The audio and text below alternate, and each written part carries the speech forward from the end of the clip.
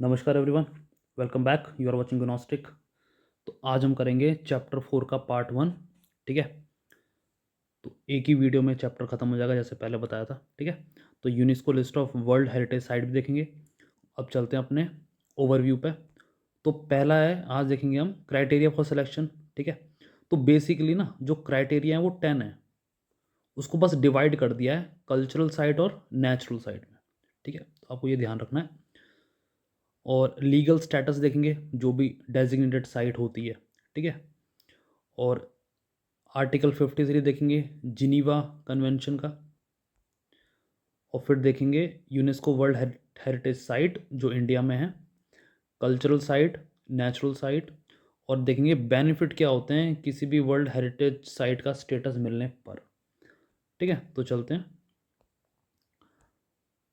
तो पहले देख लेते हैं क्राइटेरिया फॉर सिलेक्शन।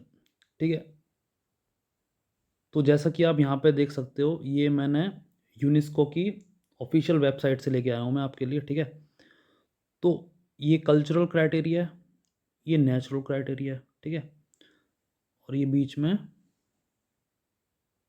डिवीजन है। ठीक है,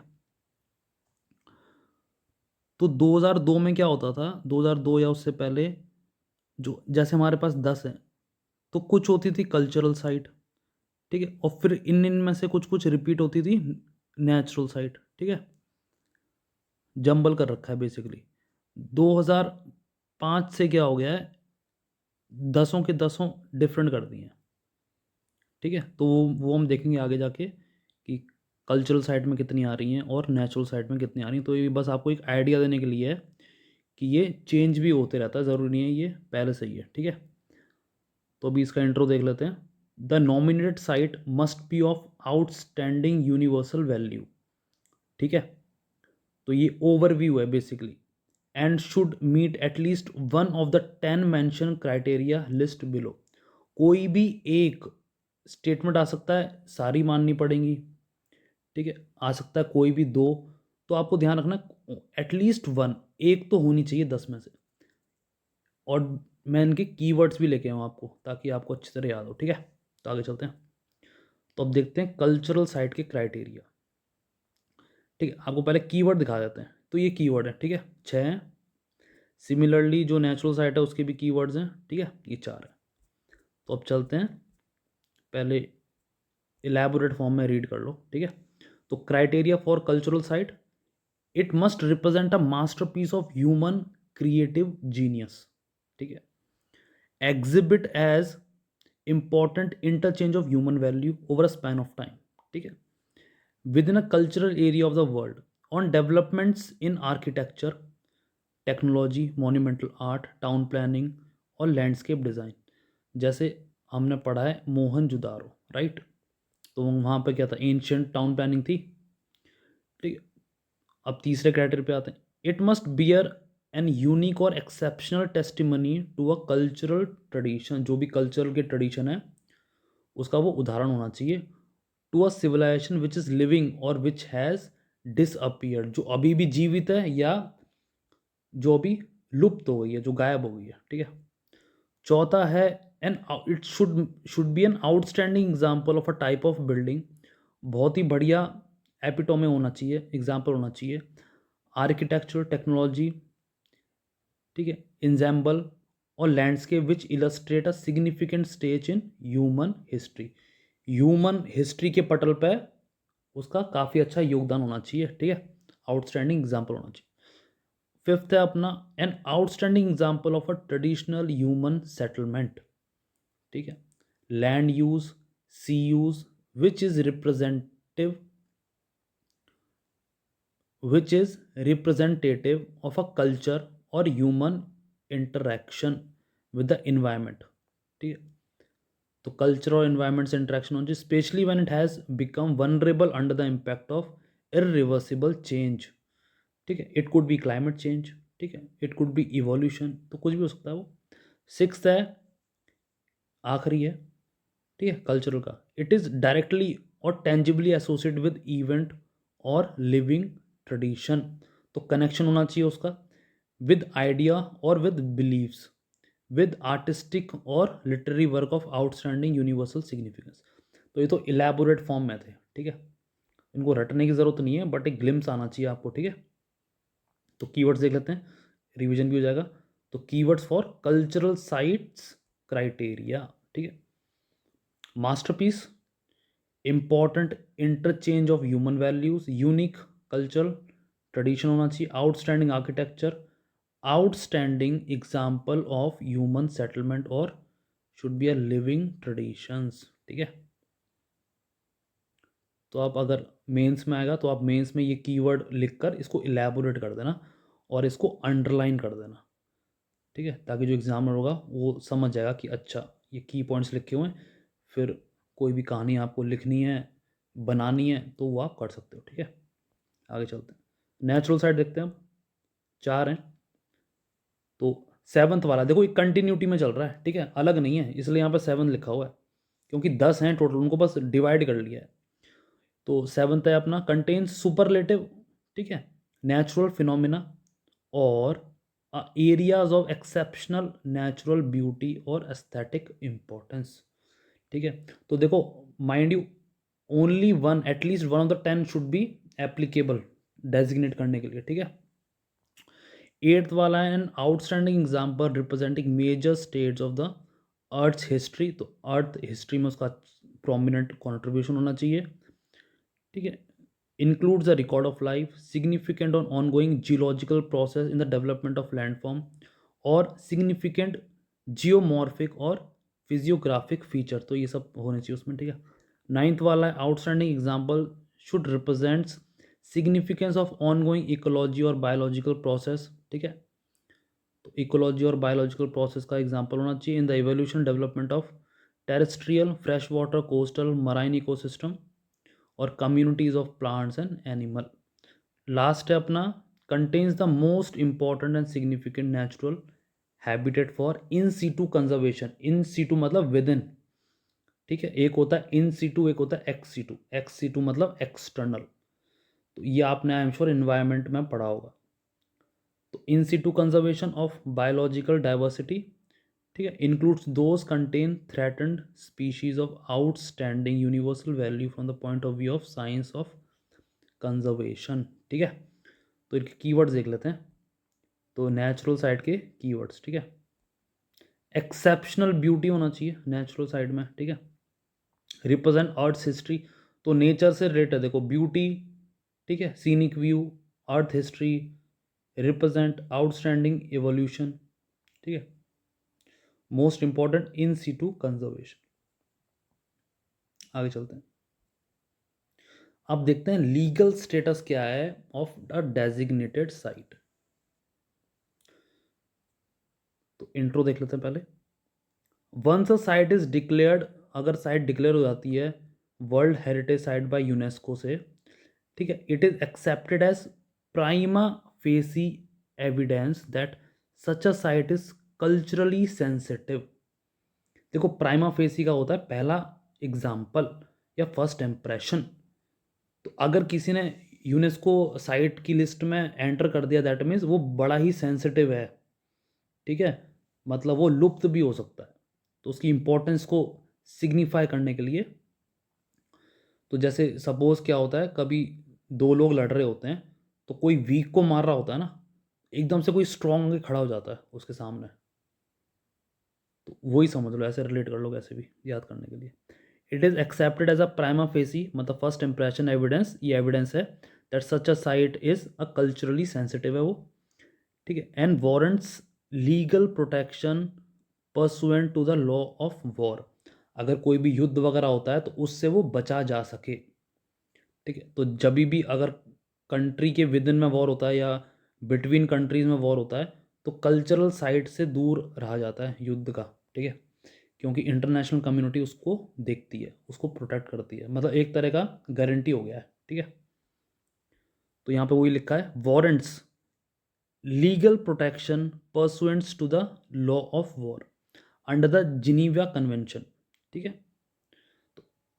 और उसका आर्टिकल कौन सा था, 53, अभी देखेंगे। Protocol and custom together with other treaty includes, other treaty में भी है, जैसे हेग कन्वेंशन है for the protection of cultural property in the event of armed conflict.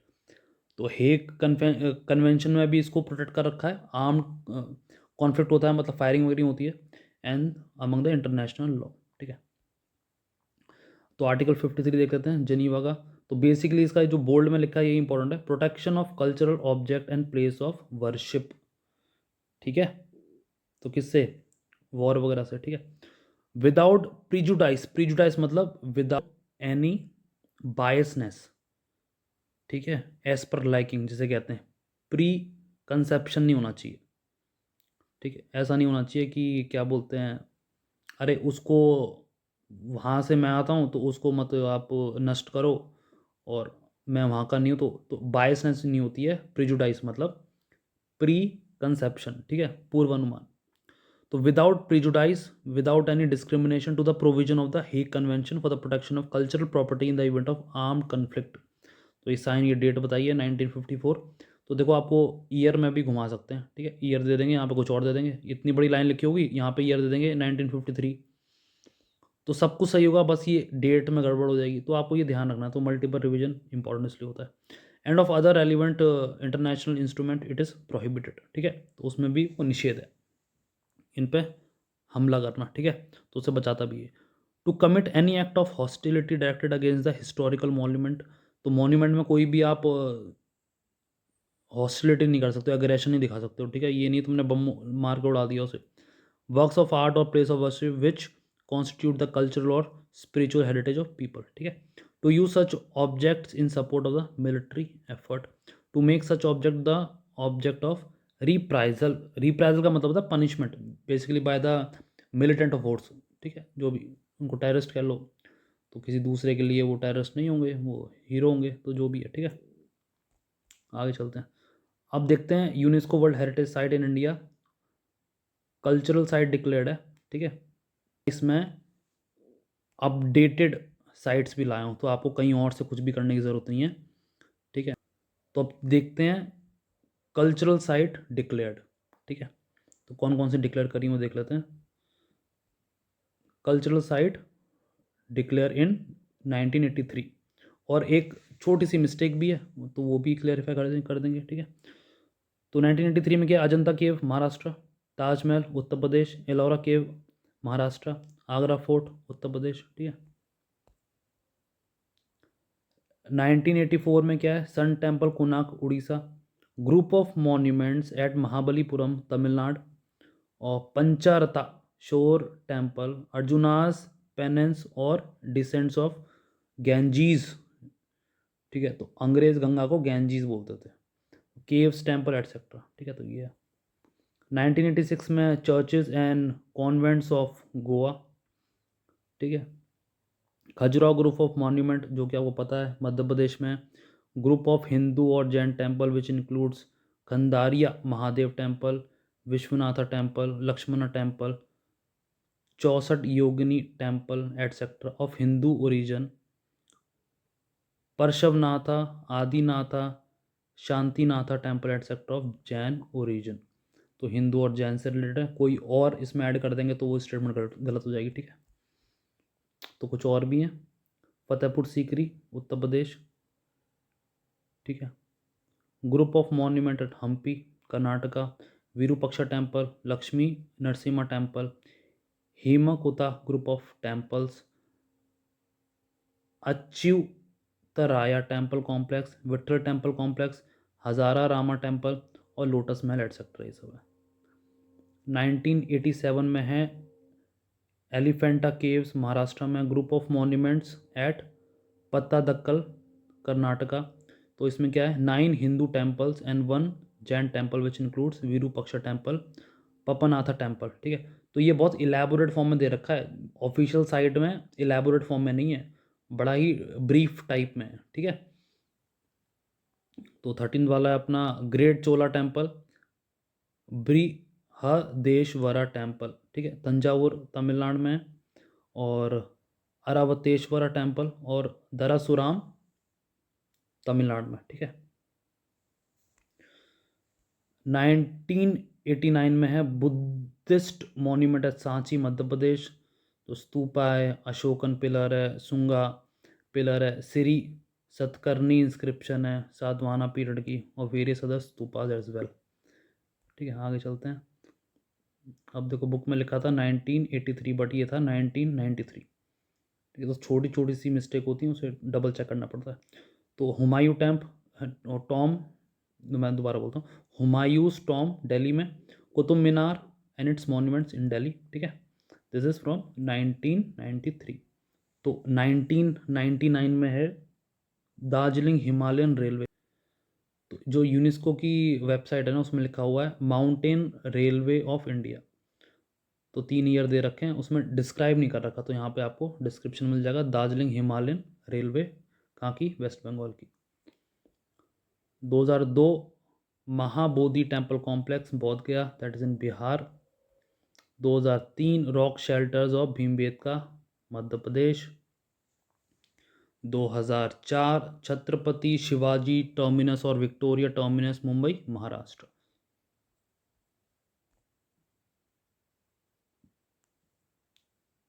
चंपानर Pavagadh archaeological park in Gujarat.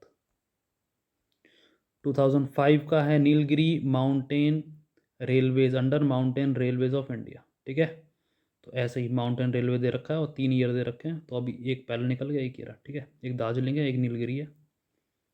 Red complex Delhi का। ठीक है, red fort complex Lal Qila Delhi का। कालका शिमला रेलवे को थर्ड आ गया। ठीक है, under mountain railway of India. तो कालका शिमला रेलवे हिमाचल प्रदेश।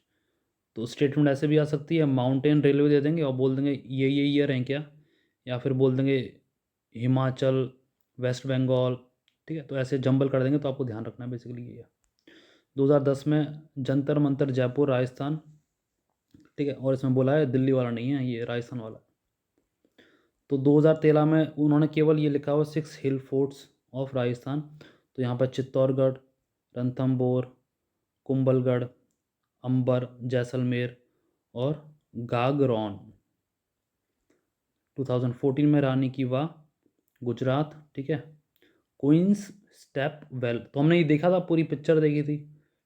ठीक है, पूरी पिक्चर देखी थी। यहाँ पे पॉन्ड था, यहाँ पे छोटे छोटे से बने हुए थे, वहाँ पे सीढ़ियाँ बनी हुई थी, हमने देख रखा है। ठीक है, 2016 में आर्किटेक्चरल वर्क ऑफ ली कॉबूजियर चंडीगढ़। ठीक है, कैपिटल कॉम्प्लेक्स है ये। नेक्स्ट है अपना archaeological site of Nalanda Mahavihara, तो नालंदा यूनिवर्सिटी इन बिहार। 2017 में हिस्टोरिक सिटी ऑफ अहमदाबाद। 2018 में विक्टोरिया गॉथिक और art deco ensembles of Mumbai Maharashtra. 2019 Jaipur city Rajasthan. ठीक है, तो यहाँ तक था। अब लेटेस्ट देखते हैं, 2021 के देखते हैं। धोलावीरा हरप्पा सिटी को कर रखा है। ठीक है, अगेन 2021 में देखते हैं काकातीया रुद्रेश्वरा रामप्पा टेम्पल, जो कि तेलंगाना में है। ठीक है, अब 2023 में देखते हैं, जो लेटेस्ट है ये sacred examples of the Hoysala और शांति निकेतन रविन्द्रनाथ टैगोर जी का। ठीक है, तो ये तो थे अपने कल्चर। आप देखते हैं नेचुरल साइट। ठीक है, नेचुरल साइट में अभी तक कोई ऐड नहीं हुआ है। ठीक है, एक मिक्स साइट भी है, उसको भी देखेंगे। तो नेचुरल साइट में Manas wildlife sanctuary Assam 1985, year भी आपको याद रखना है, मैच में आ सकता है, प्लेसेस भी आ सकती है कि कौन से स्टेट का है। Kaziranga national park Assam 1985। ठीक है, और इनके पास से कौन सी रिवर जा रही है, उससे भी आप रिलेट करके इसको एक, ठीक है, सॉलिड कंपाइलेशन बना लो और उसको आप मल्टीपल रिवाइज कर लो कि इसके कौन सी सेंचुरी नेशनल पार्क से रिवर जा रही है। तो थर्ड है अपना क्यूलाडियो नेशनल पार्क भरतपुर राजस्थान 1985। तो 85 में 3 है। Sundarban Sundarban national park west Bengal 87, और नंदा देवी पार्क 1988, और वैली ऑफ फ्लावर उत्तराखंड का है जो 2005। वेस्टर्न घाट 2012। सब क्लस्टर्स इंक्लूड अगस्त्य मलाई, पेरियार, अन्नामलाई, ठीक है, और नीलगिरी, तालाकावेरी और कुद्रेमुख और सह्याद्री, ठीक है। अपना लास्ट है अपना great Himalayan national park Himachal में 2014। एक मिक्स्ड है, ये मिक्स्ड कैटेगरी है, एक ही है। तो कंचनजंगा नेशनल पार्क सिक्किम 2016। तो Kanchenjunga national park is the only Indian site under mixed category, तो एक ही है भारत की, ठीक है। अब बेनिफिट्स क्या होते हैं वो देख लेते हैं, लास्ट टॉपिक है अपना। तो बेनिफिट्स क्या हैं इसके, bring international attention to the need for the preservation और कंजर्वेशन साइट, पहला तो ये हो गया, ठीक है। Bring tourism to the site ensuring economical benefits, economical benefits कैसे, अब देखो वहाँ पे लोग जाएंगे तो टिकट भी होगी, तो ट्रांसपोर्टेशन भी होगा वहाँ तक जाने का, सपोज ये है तो यहाँ तक जाने का कहीं ना कहीं से तो आ रहे होंगे टूरिस्ट, तो फिर वहाँ पर ट्रांसपोर्टेशन लोग लेंगे तो ट्रांसपोर्टेशन इंक्रीज़ होगा, ठीक है। अब वहाँ पे जाएंगे तो कुछ रहेंगे भी, तो होटल हो गया, होटल हो गया तो जब वहाँ जा भी रहे हैं रह भी रहे हैं तो खाना भी खाएंगे, तो फूड भी हो गया, और फूड भी हो गया तो वहाँ की कोई सोवेनियर कोई चीज़ भी खरीद के अपनी यादगार ताज़ा करेंगे, ठीक है। फोटोग्राफर, आजकल तो खैर सबके पास फ़ोन है, तो ये आप लिख सकते हो पॉइंट, ठीक है। तो इकोनॉमिकल बेनिफिट्स में ये चीज़ें इंक्लूड कर दो, ब्रैकेट में लिख दो, फूड, होटल, ट्रांसपोर्टेशन, ये सब। UNESCO provides funds for restoration, तो ये रेस्टोरेशन के लिए फंड प्रोवाइड करता है। कैसे एग्जांपल देता हूँ आपको, ताजमहल जो आगरा का, ये ना वहाँ पे जो यमुना नदी है ना, वहाँ पे कीड़े आते हैं कुछ, तो वो कीड़े बैठ जाते हैं ताजमहल के वाइट मार्बल पे, तो बैठ जाते हैं, फिर वही रिएक्ट करते करते, ठीक है, और वेदर के कारण वो येलो पड़ता रहता है ताजमहल, और ग्रीनिश पड़ता रहता है। तो फिर ASI, archaeological survey of India के जो स्टाफ मेंबर कह लो, ठीक है, पर्सनल कह लो, तो वो लोग जाते हैं, फिर वो उसकी सफाई करवाते हैं, ठीक है। तो वो क्या हो गया, ये भी तो खर्चा ही है, तो ये वही है, to provide funds for restoration, preservation, training if required, ठीक है। Promotes close tie with the United Nation, provides with prestige and support, prestige मतलब रिस्पेक्ट और एडमिरेशन, ठीक है। Enables access to global project management resources, facilitate creating partnership between government और private sector, तो ये partnership वाला जहाँ पे भी कुछ चीज़ कंजर्व प्रिजर्व करनी है ना, या फिर कोई पॉलिसी इंप्लीमेंट करनी है, तो वहाँ पे ये लाइन ना लिख दिया करो कि कॉरपोरेशन चाहिए, सबके बिना नहीं होगा, ये वो, ठीक है। तो private sector, NGO to achieve conservation goal, site became protected under the Geneva Convention against destruction or misuse during wartime। तो अब नेक्स्ट वीडियो में देखेंगे अपने प्रीवियस ईयर क्वेश्चन जितने भी हैं जो भी हैं, ठीक है। तो आज के लिए इतना ही था। इससे पहले ये लेटेस्ट है, न्यूज़ है, ठीक है, UNESCO.org यही साइट है। तो 7 दिसंबर 2023, ठीक है, आप मेरे ख्याल से ये 9 तारीख को अपलोड हो जाएगी। तो जो इनटेंजिबल है, ठीक है, एलिमेंट्स इंटेंजिबल कल्चरल हेरिटेज है, तो 2023 में कौन सी ऐड हुई है, गरबा ऐड हुआ है गुजरात का। ये किस में आया था, द हिंदू में आया है ये, ठीक है, द हिंदू में आया, और I am sure various newspaper ने भी कैप्चर किया होगा ये, क्योंकि गरबा को ले रखा है इनटेंजिबल, जिसको आप छू नहीं सकते हो, डांस को छू नहीं सकते ना, ठीक है, क्योंकि परफॉर्मेंस है, वो परफॉर्मेंस को, टेंजिबल मतलब होता है जिसको आप छू सकते हो, जैसे मॉन्यूमेंट, जैसे ताजमहल को आप टच कर सकते हो, तो इनटेंजिबल है ये। तो 2023 में ये था representative list of the intangible culture heritage garba. तो इस बार जितने भी एग्ज़ाम हो रहे हैं, ठीक है, तो ये इंपॉर्टेंट हो जाता है। 2021 में है यही दुर्गा पूजा इन कोलकाता, ठीक है। तो ये अपडेट थी, तो ये इस वजह से इंपॉर्टेंट हो जाता है। तो पिछले 1 साल का मिनिमम करंट अफेयर और 1.5 का जब भी आप एग्ज़ाम दे रहे हो अगेन। तो यही था आज का, अगली वीडियो में मिलते हैं आपसे, ठीक है।